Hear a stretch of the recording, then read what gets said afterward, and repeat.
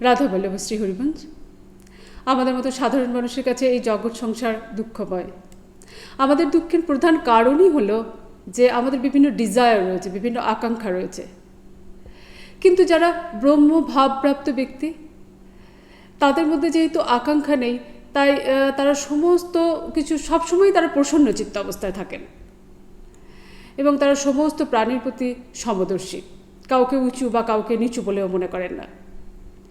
ভগবান শ্রীকৃষ্ণ তার অষ্টাদশ অধ্যায়ের 54 নম্বর শ্লোকে বলেছেন, ব্রহ্মভূত প্রসন্ন আত্মা ন শোচতি ন কাংশতি সম সর্বেষু ভূতেষু মদ্ভক্তিম লভতে পরম। অর্থাৎ ব্রহ্মভাবপ্রাপ্ত প্রসন্নচিত্ত ব্যক্তি কোনো কিছুর জন্য শোক করেন না বা কোনো কিছুর আকাঙ্ক্ষা করেন না। তিনি সমস্ত প্রাণীর প্রতি সমদর্শী হয়ে আমার পরাভক্তি লাভ করেন। রাধে রাধে।